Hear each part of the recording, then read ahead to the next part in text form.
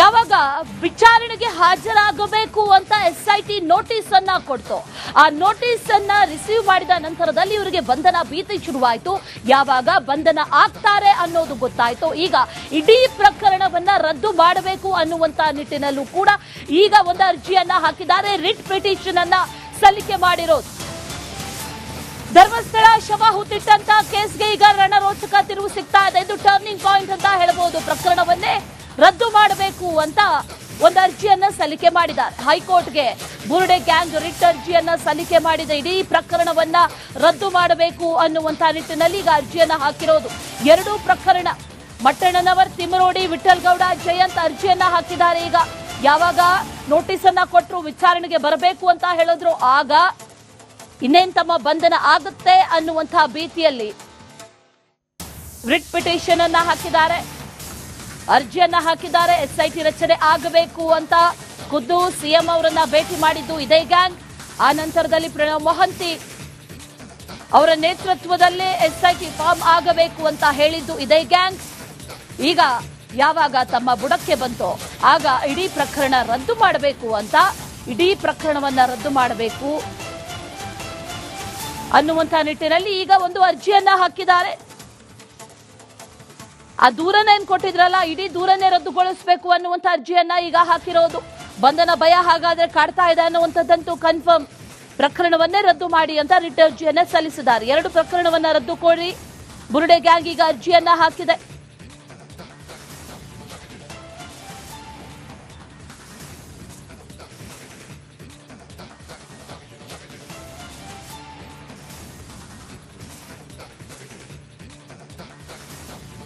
ಇಡೀ ಪ್ರಕರಣ ಆರಂಭ ಆಗಿದ್ದು ಅದು ಚಿನ್ನಯ್ಯನಿಂದ.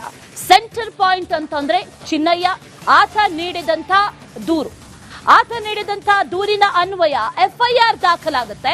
ಆ ಎಫ್ಐಆರ್ ದಾಖಲಾದ ನಂತರದಲ್ಲಿ ಈ ದೂರಿನ ವಿಚಾರಣೆ ನಡೆಯೋದು. ಚಿನ್ನಯ್ಯ ನೀಡಿದಂತಹ ದೂರನ್ನೇ ಈಗ ರದ್ದುಗೊಳಿಸಬೇಕು ಅಂತ ಅರ್ಜಿ ಹಾಕಿದ್ದಾರೆ. ಹೈಕೋರ್ಟ್ಗೆ ಬುರುಡೆ ಗ್ಯಾಂಗ್ ಅರ್ಜಿ ಸಲ್ಲಿಕೆ ಮಾಡಿದೆ. ಜುಲೈ 4ರಂದು ಧರ್ಮಸ್ಥಳದಲ್ಲಿ ಒಂದು ಕೇಸ್ ದಾಖಲಾಗುತ್ತೆ. ಧರ್ಮಸ್ಥಳ ಠಾಣೆಯಲ್ಲಿ ಒಂದು ಕೇಸ್ ದಾಖಲಾಗುತ್ತೆ. ಬಹಳ ಸಂಚಲನವನ್ನ ಉಂಟು ಮಾಡಿದಂತಹ ಕೇಸ್. ಇಡೀ ರಾಜ್ಯ, ದೇಶ, ವಿದೇಶಗಳಲ್ಲೂ ಕೂಡ ಸುದ್ದಿ ಮಾಡಿತ್ತು ಈ ಕೇಸ್. ಚಿನ್ನಯ್ಯ ಕೊಟ್ಟಂತ ಆ ದೂರು, ಅನಂತರದಲ್ಲಿ ದಾಖಲಾದಂತ ಎಫ್ಐಆರ್. ಎಸ್ಐಟಿ ರಚನೆಗೂ ಮುನ್ನವೇ ಈ ಒಂದು ಎಫ್ಐಆರ್ ದಾಖಲಾಗುತ್ತೆ. ಆ ಎಫ್ಐಆರ್ ಆದ ನಂತರದಲ್ಲಿ ಅಲ್ಲಿನ ಪೊಲೀಸರ ಮೇಲೆ ಧೈರ್ಯ ಇಲ್ಲ, ಅವ್ರ ಮೇಲೆ ನಿರೀಕ್ಷೆಗಳಿಲ್ಲ, ಅವ್ರ ಮೇಲೆ ಯಾವುದೇ ರೀತಿಯ ಅವರು ತನಿಖೆ ಮಾಡ್ತಾರೆ ಅನ್ನುವಂಥ ನಿಟ್ಟಿನಲ್ಲೂ ಕೂಡ ನಮಗೆ ಧೈರ್ಯ ಇಲ್ಲ ಅನ್ನುವಂಥ ನಿಟ್ಟಿನಲ್ಲಿ ಹೇಳಿ ಆನಂತರದಲ್ಲಿ ಎಸ್ಐಟಿ ರಚನೆ ಆಗಬೇಕು, ಎಸ್ಐಟಿಯಿಂದಲೇ ತನಿಖೆ ಆಗಬೇಕು ಅಂತ ಸರ್ಕಾರವನ್ನ ಕೋರಿ ಎಸ್ಐಟಿ ರಚನೆ ಕೂಡ ಆಗಿದ್ದಾಯ್ತು. ಆದ್ರೆ ಎಲ್ಲಿಂದ ಆರಂಭ ಆಯ್ತು, ಆ ದೂರನ್ನ ಕೊಟ್ಟಿದ್ರಲ್ಲ, ಆ ದೂರನ್ನೇ ರದ್ದು ಮಾಡಬೇಕು ಅಂತ ಈಗ ಈ ಬುರುಡೆ ಗ್ಯಾಂಗ್ ಪ್ಲಾನ್ ಮಾಡ್ಕೊಂಡಿರೋದು. ತಾವೇ ಕೊಡಿಸಿದಂತಹ ಕೇಸ್, ತಾವೇ ಕೊಡಿಸಿದಂತಹ ಕಂಪ್ಲೇಂಟ್, ಚಿನ್ನಯ್ಯನ ಮೂಲಕ ಕಂಪ್ಲೇಂಟ್ ಕೊಡಿಸಿದ್ರು, ದೂರನ್ನ ದಾಖಲಿಸಿದ್ರು. ದೂರು ಯಾವಾಗ ದಾಖಲಾಗಬೇಕು, ದಾಖಲಾದ ನಂತರದಲ್ಲಿ ಯಾವ ರೀತಿಯಾಗಿ ಡೆವಲಪ್ಮೆಂಟ್ಸ್ ಆಗಬೇಕು, ಆತನನ್ನ ಎಲ್ಲಿ ಇಟ್ಟಿರಬೇಕು, ಯಾರ ಮನೆಯಲ್ಲಿ ಇಟ್ಟಿರಬೇಕು, ಚಿನ್ನಯ್ಯನನ್ನ ಎಲ್ಲಿಂದ ಕರ್ಕೊಂಡು ಬರಬೇಕು, ಎಷ್ಟು ಲಾಯರ್ಸ್ ಇರಬೇಕು, ಎಲ್ಲಾ ಪ್ಲಾನ್ಗಳನ್ನ ಮಾಡಿದಂತ ಈ ಬುರುಡೆ ಗ್ಯಾಂಗ್ ಜುಲೈ 4ರಂದು ದಾಖಲಾದಂತಹ ಕಂಪ್ಲೇಂಟ್ ಇದೆಯಲ್ಲ, ಕೇಸ್ ಇದೆಯಲ್ಲ, ಅದನ್ನೇ ವಾಪಸ್ ತಗೊಳ್ಬೇಕು ಅಂತ ಈಗ ಅರ್ಜಿ ಹಾಕಿದ್ದಾರೆ.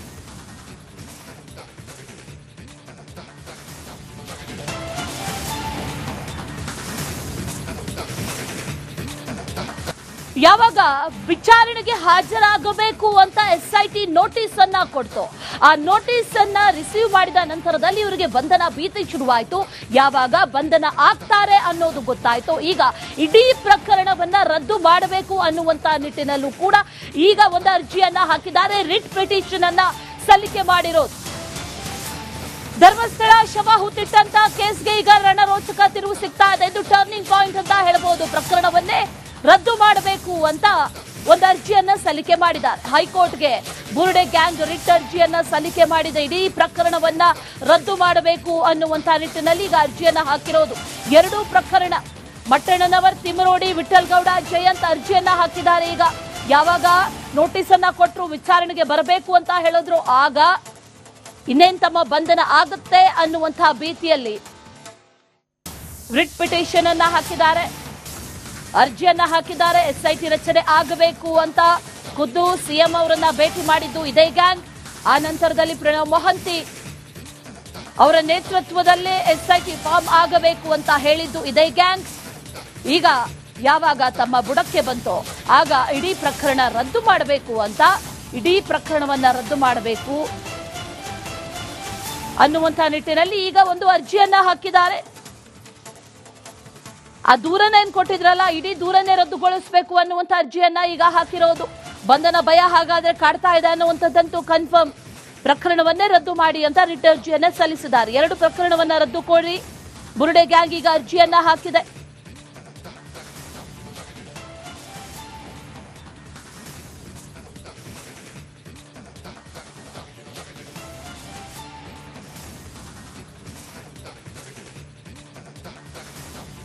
ಇಡೀ ಪ್ರಕರಣ ಆರಂಭ ಆಗಿದ್ದು ಅದು ಚಿನ್ನಯ್ಯನಿಂದ.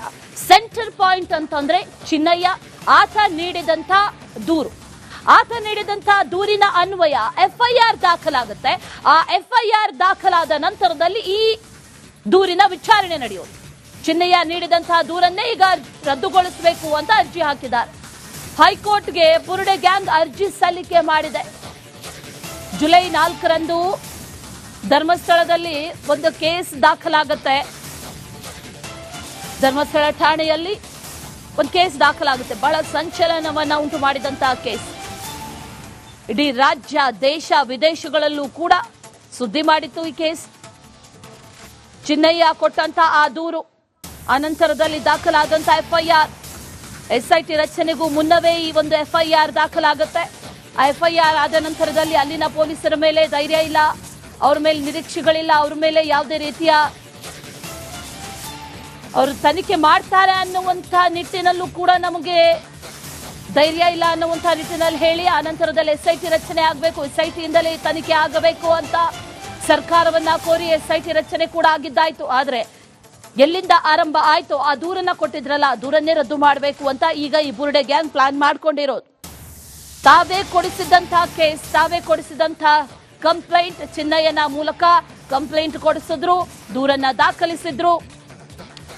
ದೂರು ಯಾವಾಗ ದಾಖಲಾಗಬೇಕು, ದಾಖಲಾದ ನಂತರದಲ್ಲಿ ಯಾವ ರೀತಿಯಾಗಿ ಡೆವಲಪ್ಮೆಂಟ್ಸ್ ಆಗಬೇಕು, ಆತನನ್ನ ಎಲ್ಲಿ ಇಟ್ಟಿರಬೇಕು, ಯಾರ ಮನೆಯಲ್ಲಿ ಇಟ್ಟಿರಬೇಕು, ಚಿನ್ನಯ್ಯನನ್ನ ಎಲ್ಲಿಂದ ಕರ್ಕೊಂಡು ಬರಬೇಕು, ಎಷ್ಟು ಲಾಯರ್ಸ್ ಇರಬೇಕು, ಎಲ್ಲಾ ಪ್ಲಾನ್ಗಳನ್ನ ಮಾಡಿದಂತ ಈ ಬುರುಡೆ ಗ್ಯಾಂಗ್ ಜುಲೈ 4ರಂದು ದಾಖಲಾದಂತಹ ಕಂಪ್ಲೇಂಟ್ ಇದೆಯಲ್ಲ, ಕೇಸ್ ಇದೆಯಲ್ಲ, ಅದನ್ನೇ ವಾಪಸ್ ತಗೊಳ್ಬೇಕು ಅಂತ ಈಗ ಅರ್ಜಿ ಹಾಕಿದ್ದಾರೆ.